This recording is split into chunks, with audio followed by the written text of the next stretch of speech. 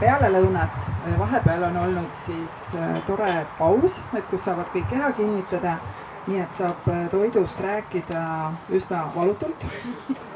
Ja tegelikult ma räägin pigem sellest toidust täna, mis on olnud vanasti ja see vanasti siis võiks olla kusagil 19.–20. sajandi vahetus, 20. sajandi esimene pool, võib-olla mõni asi tuleb 19. lõpust.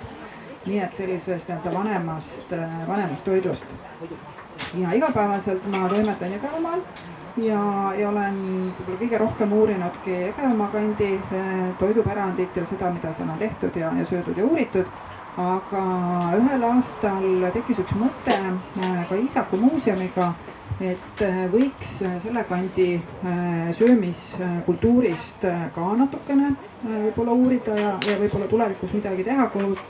Ja selles mõttes see materjal oli tänaseks sobivalt olemas, nii et selle võrra on isegi lihtsam. Ja tegelikult ütleme ka seesama siis Rannapungerja kant on ju tegelikult siis ju Tartumaale kohe naaber, et Virumaa piirist kohe niimoodi üle piiri sisuliselt.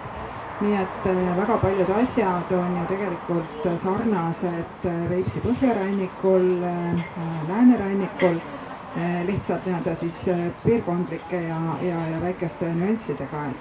Aga kalapüük on ühendanud kogu siis ju Peipsi randa ülevalt alla. Aga siis muud asjad on need, mis on piirkondlikult ja paikkondlikult.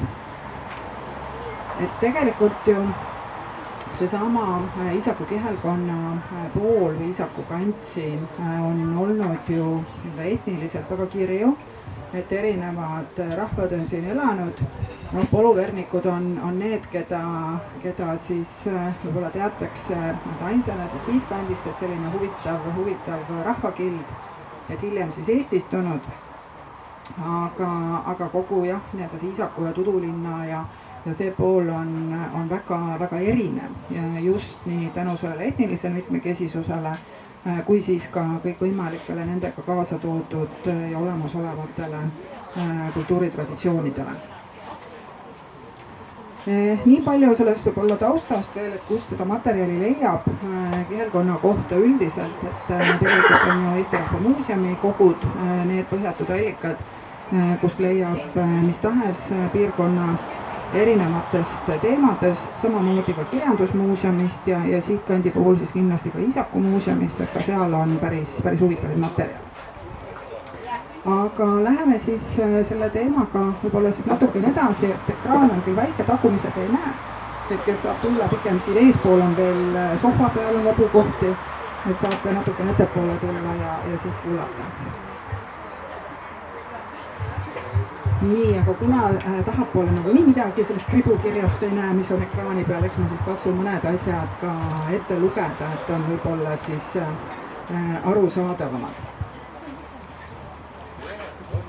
Et kui minna selle toidupärimusega võib-olla eestpoolt tahapoole, siis mida on nagu aegade jooksul söödud, et see on iseenesest olnud võib-olla suhteliselt muutumatu.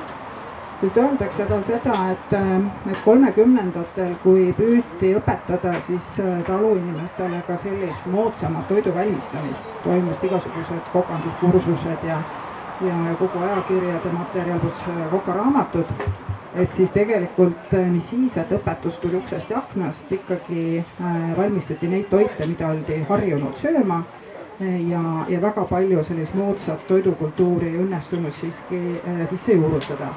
Ja selle koha pealt, et kuidas või kui palju siis see toidukultuur ka muutus, siis tegelikult on üks tore jälle ERMi kogudest selline mees nagu Heinrich Krupp, kes oli 1927. aastal sündinud ja temalt kogutud materjalides on siis öeldud niimoodi, et riigipööre, see on 1940, maaelanike hulgas mingeid muutusi esile ei kutsunud. Nii nagu maainimene enne oli söönud, nii jätkus ka peale riigipööret. Ehk et ei muuda see uue toidukultuuri tulek või riigikorra muutus suurt midagi, kõik on söönud nii, nagu nad on harjunud ja ütleme, et see tänane päev on see, mis on võib-olla meie seda toidukultuuri kõige enam muutnud ja uusi asju juurde toonud. ja ta ütleb siis ka seda, et mida siis tol ajal maainimene sõi siinkandis. Et hommikusöögiks oli tavaliselt võileib praetud sealiha killukestega või eelmise päeva õhtusöögiks valmistatud supp või puder üles soojendatud. Argipäeval oli joogiks rõõsa või hapupiim. Kui aega rohkem oli, keetis ema kartuleid, valmistas sousti kõrvale, samuti suppe ja putrusid. Ta ütleb ka seda, et nende peres tarvitati kõige enam kartulit igapäevatoiduks. Olid pannil searasvas praetud pilgud, siis kartuliviilud, oli kartulipuder, ahjukartulid suurel pannil, peal vesi ja pekiviilud. Keedetud kartulid koorimata või kooritud, juurde munasoust või lihtne piimast, jahust, rasvast kaste. Tehti ka siis leivaahjus küpsetatud koorega kartuleid ja tangainetest kasutati siis odratangu või kruupi, supina või pudruna, samuti tehti toitu ka nisutangudest. Rukkijahust valmistati siis hapendatud leiba, nisujahust saia ja pannkooke, odrajahust tehti karaskit. Kaerajahust valmistati kiislit. Köögiviljadest kasutati siis porgandit, punapeet ja kaalikat, samuti kapsast. Seller ja petersell olid siis supilisandid. Ehk et tegelikult ütleme toiduainete mõttes ju suhteliselt samad toiduained, mida me oleme ka ju harjunud praegu kasutama.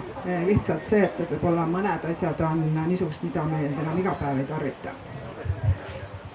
Et kui siit nüüd teemadega edasi minna, ma olen jaotanud selle ettekande siis niisuguste toiduainegruppide kaupa, et on võib-olla niimoodi lihtsam jälgida.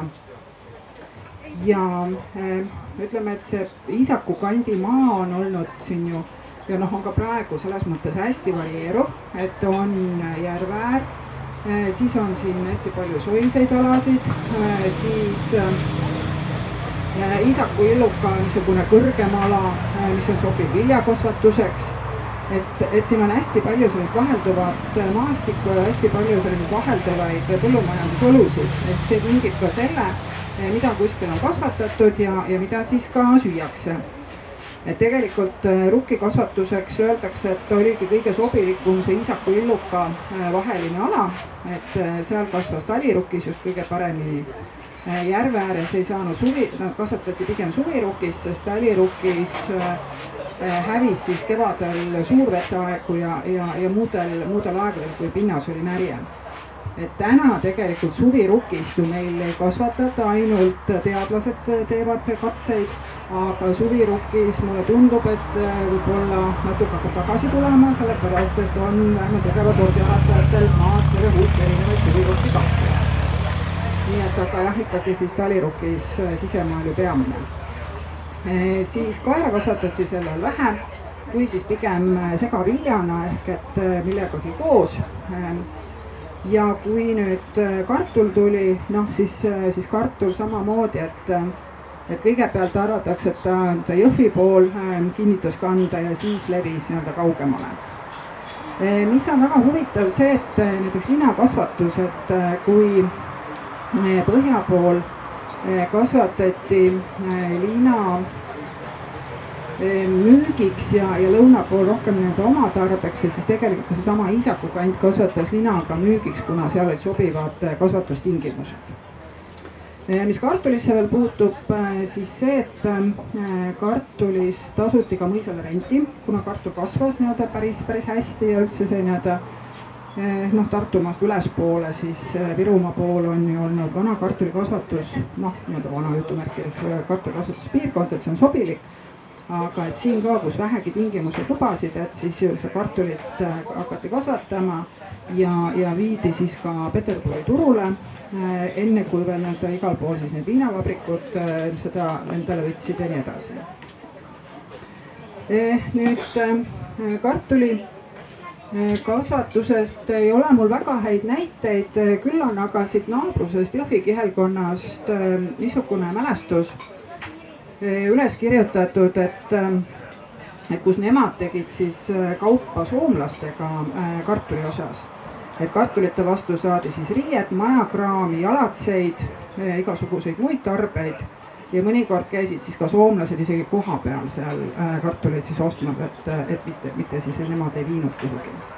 Et muidu see kaubavahetus toimus siis ka sadamate kaudu või midagi taolist.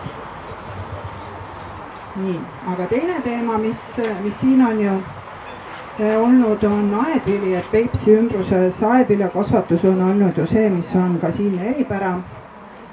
Ja kui nüüd ajas tagasi minna, et siis selle aedviljakasvatuse kombe pigem tõid siia venelased, et nimetati ju neid aednikke ka ogorodnikuteks, ehk et neid on teada ju erinevatest kantidest üles kirjutatuna, et siinpool kas kasvatasid või ka siis linnade läheduses olid need vene ogorodnikud. Nii et sealt on mitmed köögiviljad ka tulnud, et kui 19. sajandil muiduga kasvatasid eestlased oma taluaedades kapsast ja kaalikat, naeriga hakkas juba kehvasti minema, sellepärast et kartul tuli peale ja sõi naeri välja. Et siis nüüd lisandusid ju muudest köögiviljadest kurk, sibul, porgand, ka sigurit hakati kasvatama. Selles mõttes see valik hakkas varieeruma.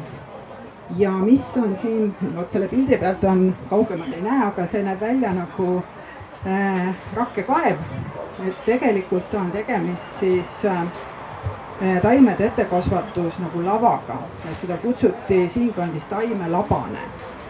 Et tegemist oli siis peamiselt kaevuraket meenutava konstruktsiooniga, lihtsalt oli pigem ristkülikukujuline, et mitte niivõrd ruudukujuline kui kaevu puhul. Ja seal siis pandi hobusesõnnik põhja, mulda peale ja kevadel ka põletati seal igasugust sodi peal, nii et see tuhk andis sellele mullale rammu ja sellega sai siis neid samu kapsa ja kaalika taimi siis ette kasvatada. Et pärastpoole siis pandi mõnel pool seal kas tubakat kasvama, uuemal ajal juba tomatitaimi, et selles mõttes selline hea ja toitainerikas muld. Et selliseid ettekasvatuskaste, et väga pool, vähemalt Liisa Moora teadete järgi väga palju mujal ei ole siis kohatud. Nii, loomulikult on selle piirkonna teemaks kala, kuidas me Peipsi ääres ju ilma kalata saame rääkida. Et kusagil 18. sajandil ju tänu siis vene rahvusest kalurite tulekule ka siia ju kalandus muutus ühtepidi sissetulekuallikaks kaluritele ja tekkisid ka töönduslikud kalurid ehk need, kes siis tegid seda juba oma ainsa sissetulekuna. Et kuna ju Eesti talupojad pigem rannast kaugemal kasvatasid rohkem vilja, siis selle oli juba ka kartulit, siis nendele vene rahvusest rannakaluritele, kel maad ei olnud, jäigi siis ju tegelikult seesama kalapüük.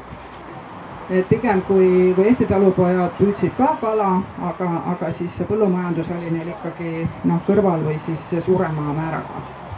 Nii et arvatakse ka, et sellised eestlastest töönduslikud kalurid tekkisid pigem sinna 19. sajandi lõppu ja pigem siis sinna Lohusuu kanti ja sinna, et kus sellist põllumaad oli vähem võtta. Ja seda on öeldud ka, et kusagil 1830-ndatel kalavarud olid hakanud Peipsis vähenema tänu sellele, et kõik kukkusid seda kala välja sealt püüdma. Ja sellega on hästi palju pahandusi olnud, et kuidas ollakse hästi, ütleme nii, et pahased selle peale, et kuidas tulevad nüüd võõrad kalurid ja püüavad järve tühjaks ja nii edasi. Sellest tuli tõesti hulk probleeme. Siis tegelikult hakati siseveekogudel seda püügiõigust välja rentima ja need järveäärsed kalurid käisid sisemaal. Samas võis kohata siinkandis ka hoopiski kusagilt Lääne- või Põhja-Eestist pärit kalureid, nii et ühesõnaga see kalurite elu oli üks pidev siis selline hooajal ringi sõitmine, mujal kalastamine, nii et nad olid tegelikult ju sellised tänapäeva mõistes rändtöölised.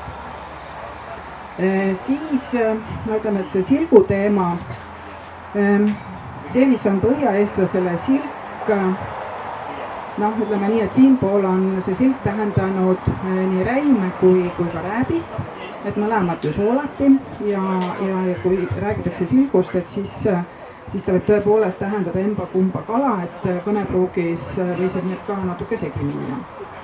Küll tuleb aga nende samade vene kaluritega mängu tint, mida siis Eesti talupojad eriti ei tarvitanud. ja selle kohta ka öeldakse, et see, mis Eesti talupoja ajal oli mererannast toodud sirk või siis järvest, oli venelastele tint ja siis levisid needsamad tindikuivatusahjud ja kõik muu selline ja tindiga seonduv selline pärimus, et on igasuguseid lugusid ju sellest, kuidas ta tinti kuivatati ja kuidas ta siis maitses ja nii edasi. Vahepeal kadus tint ära, et nüüd on siis natuke on jälle tagasi. Aga need tindikuivatusahje pigem leiab lõuna poole, et mitte võib-olla siis päris siitkandist. Noh, nüüd sellest samast rääbisest on loomulikult Pillepõld ise ju siit, saate ka näitust ju näha, et teinud sissekande vaimse kultuuripärandi nimistusse, et ei hakka siis rääbisest nii palju siit täna rääkima. Aga üks, mis selle kalastusega kindlasti kaasnes, oli siis kalakaubandus, ehk et nii kalurid kui ka siis hiljem juba rändkaupmehed käisid siis taludes kalu müümas. Ja selle kohta on ka üks mälestus, mis siis räägib nii, et kalakaupmeestel oli harilikult vanker spetsiaalselt kohandatud, et sõit oleks sujuv ja klopiks kalu. Et siis ta räägib sellest, et kuidas rattapaar oli niimoodi konstrueeritud, et sõidaks sujuvalt. Nii. Ja siis ta ütleb, et kalakaupmehed olid kohal varakult hommikul 4-5 paiku. Korviga mõõdeti kala ja vilja, harilikult mõõdu vastu. Siin käisid kalamüüjad nii mererannast kui Peipsi äärest. Kalu osteti siis tema isa ajal talveks umbes 3 puuda. Pere oli 7-liikmeline. Soomlased kalu müümas ei käinud siin. Soome silk oli ka teisiti soolatud ja seetõttu maitsvam. Ma ei tea, aga tehnoloogiliselt, kuidas see vahe siis oli, see soolamise vahe, aga nii vähemalt üks inimene on öelnud. Narva jõesuust toodi ka siis kuivatatud kala. Ja Peipsi-äärsed elanikud käisid siis müümas sigureid ja sibulaid ja ostmine toimus siis nende puhul ka, et mõõduga vilja eest. Ja veel müüdi tuletikke, mida toodi siis Soomest ja müüdi 100 kaupa kokku seotuna ilma karbita. Nii et tegelikult need samad kalakaupmehed siis võtsid muid asju ka kaasa. Aga nagu ma ütlesin, et rääbisest me siis väga palju ei räägiks, seda te saate koha peal näha. Aga siis on lihtsalt ühe lause võib-olla, et mis on üsna värskelt 1981 ERM-i saabunud üks kirjatöö ja sellest ajast siis on selline lause, et 1981, eks ju, et rääbis on muutunud hästi nõutud kalaks ja käiakse Peipsi äärest hankimas ka kaugemalt. Soolamisega ei olda igal pool aga nii hästi kursis ja võib riknema minna ja siis tuleb meil põhjalik õpetus, kuidas siis tuleb rääbis soolata, et siis toidud see säiliks ja toidud õnnestuksid. Nii oluline teema siinpool on ju siis loomulikult ka metsaannid. Ehk et meil on ju siin suured metsad lähestikku ja mida siis saadi. Et hinnatakse, et siis selline metsamarjade korjamine muutuski ulatuslikumaks kusagil seal 19-20. sajandi vahetusel. Et sellel põhjusel, et hakati marju üles ostma, neid Peterburi viima, ehk et sellega sai siis raha teenida, et nii nagu me rääkisime, et siinkandis maad, siis põllumaad väga ei ole, nii et tegelikult ütleme, et iga selline lisakopikas oli teretulnud. Ja seda öeldakse ka, et Eesti talurahvas seeni ei tarbinud, et tegid seda venelased ja sealt kaudu siis levis ka siis Eesti talupoegadel see sama seente söömine. Ja Liise Moora arvab, et see seente söömine jõudis selles mõttes ringiga, et kuna venelased viisid seeni linna turgudele ja linnarahvas ostis neid ja selle tõttu tuli ta siis ringiga maale tagasi. Et niisugune konstruktsioon seente söömisest. Ja Liise Moor arvas ka, et isaku pool söödi seeni võib-olla rohkem kui mujal Eestis, et kuna siin oli soodsad olud ja kujunesid siis ka oma seente nimetused, niisugused eesti ja vene segakeele variandid, et see on juba siis täiesti niisugune omaette teema. Siis veel mäletatakse selliseid asju, et mis on siis seotud nende samade metsamarjade korjamisega ja üks informant, kes oli siis sündinud 1902, tema siis rääkis, et kuidas pohlad, mustikad, jõhvikad, maasikad, vaarikad, murakad, sinikad, lillakad, pihlakad, lapsed sõid ka toominga marju, et kõik need eelnevad marjad olid siis need, mida tema nagu mäletab, et oli juba siis korjatud või söödud. Ja siis ta ütleb ka veel, et alates vanaisa ajast 1852 on mets olnud haruldaselt marjarikas, nii et ka karud siis käisid mustikaid ja pohli rüüstamas.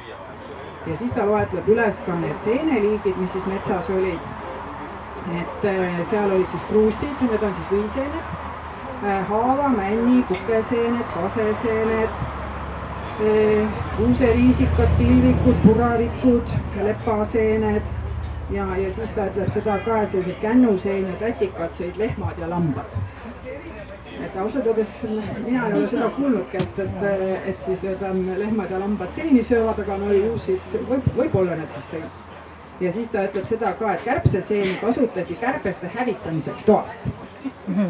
Vaat kahjuks tehnoloogiat ei ole, tuleks kasuks, kui me seda teaksime. Ja siis ta räägib sellest ka veel, et kuidas siis neid marju säilitati.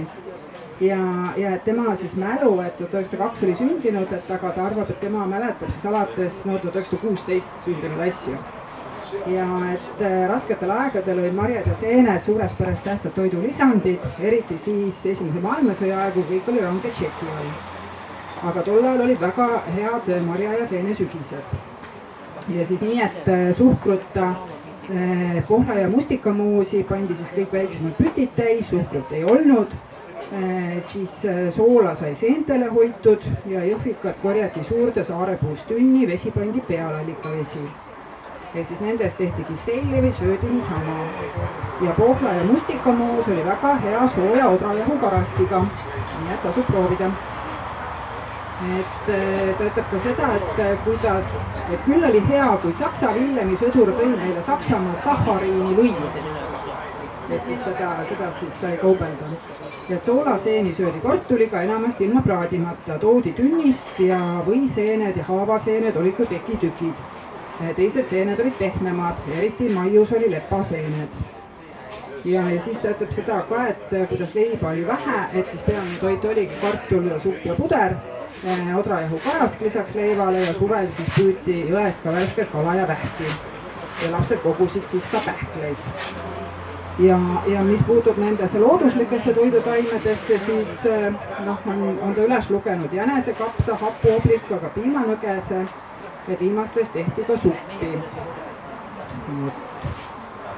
Et selles mõttes on olnud need hästi mitmekesised, et mujal Eestis tegelikult ütleme see metsaandide söömine tõepoolest on kohati selliseid piirkondi, ma saan nende Ida-Maalt tuua näited, Põhja-Tartumaal, kus sellesse metsapoolde suhtuti üsnagi nii, et ega seal keegi ei käinud. Eestis polnud aega kellelgi, kui oli siis metsamarjad aeg, kõik pidid tööd tegema suvel ja sügisel, nii et saadeti vahel lapsed metsa või siis vanad inimesed. Et nendel oli siis aega ja võimalust. Mesindusega on niisugune huvitav lugu, et me kujutame küll ette, et neid metsmesilasi võis olla väga palju, aga see on jällegi nii, kuidas kusagil. Samas selle pildi peal on tegelikult 36. aastal üles pildistatud vanad siis pakktarud või vanad mesitarud või mesipuud. Et iseenesest neid tunti, neid oli, aga ütleme, et ka ümbruskonnas tegelikult mesindusest väga palju ei räägita. Et küll nad ütlevad jah, et olmutavad viljapuid, annavad mett ja taruvaiku ja mett kasutati ravi otstarbeks, kui kurk oli valus, köhimine oli või siis külmetus, nii et temast jah, ütleme mesindusest räägitakse küll, aga suhteliselt nagu mööda minnes pigem. Siis järgmine teema, mis siinkandis võib-olla on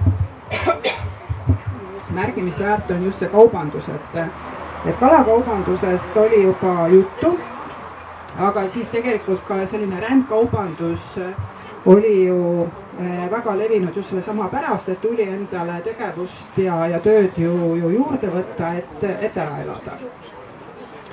ja siin on jällegi üks mälestus inimeselt, kes siis elas Oonurme küla lähedal. Ja siis ta ütlebki, et Rannapungeri jõe ääres käis vankritee, mida kasutati talvel, aga ka suvel. Ja Tudulinnast Joonurmesse, sealtkaudu Kohtla-Järvel ja Jõhvi. Ja siis ta kirjeldabki seda, et kuidas talviti käisid siis 30-ndatel Lohusuu, Pilpa ja Mustvee kalakaupmehed siis seda teed pidi.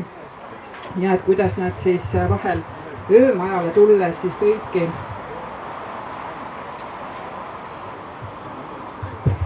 ja töömajale tulles siis tõid näiteks kala kaasa ja nii-öelda siis kostiks, et toodi siis sinna peipsikala, et latikat, haugi või sudakat. Ja et ta ütleb ka seda, et kui need samad pilpakaupmehed käisid mitmekesi, siis kalakaupmehed käisid alati üksi. Ja et siis need kalakaupmehed, need vahel pakkusid seda kala ka, mis oli üle jäänud, nii et noh, eks siis sai nii-öelda viimased siis laiali jagatud. Kala kohta ta ütleb veel seda, et kaalumine käis margapuuga ja müüdi peamiselt Peipsi ahvenad, mis oli sorteeritud, suuremad ja väiksemad. Harva müüdi latikat ja haugi, sudakat väga harva, kuna siis seda oli vähe ja seegi vähene läks siis linnadesse müüki. Ja seda öeldakse ka, et nendest lähematest laatadest, et kõige populaarsemad ja suuremad laadad olid siis Mustvees, Rakveres ja Laekveres. Et kui Rakvere ja Mustvee olid peamiselt loomalaadad, siis Laekverest käidi kevadel tööhobuseid ostmas. Et Mustvees sai rohkem selliseid setukaid. Ja et siis ta räägib sellest ka, et kuidas siis Mustvees oli jah üks viinakauplus, et kuidas seal oli siis alati ka suslanaise müügilaud, kus siis müüdi kuuma teed koos kuumade vorstikestega. Et seal oli siis teemasin ja siis vorstide soojendamise selline plekkvahi. Et kui ma nüüd selle teema kokku võtan, siis siin on hästi palju sarnaseid jooni ju sisemaaga, millele lisandub siis kogu see kalanduse pool. Aga minu meelest lõpetuseks sobib üks väga tore mälestus Kuru külast. See naisterahvas Maria Kalm oli sündinud 1886 ja see on siis 60-ndatel kogutud see materjal ja ta räägib siin see on nii nagu tema rääkis siis, tookord on üles kirjutatud. Et enne vanasti riidekappisi ega köögikappisi ei olnud. Igas talus oli ka riideait ja viljaait. Viljaaitas olivad salved viljaga, jahukirstud ja jahukotid. Siis veel liha ja kapsetünnid, varakipütid, manti ja võikirnud, potskad kalade ja seentega. Aambaki vai katuse särika vahel veel mannergud ja köömne, kummel ja vehvermentsi nuustakud. Kanamunad seisavad viljasalves vilja sees. Sahvris oli muudkui leivad ja piimakausid ja mis käe pärast kohe vaja, sai aidast ligemale tuua. Et üks korralik talu kirjeldus, et kuidas siis toitu hoiti ja kuidas siis säilitati. Aga see on jah, et tänane üks pisikene killukene siis sellest Iisaku kandist, et nagu ma alguses ütlesin, et Iisaku kant on olnud nii etniliselt kui kultuuriliselt väga mitmekesine ja kindlasti on neid teemasid väga palju veel millest rääkida.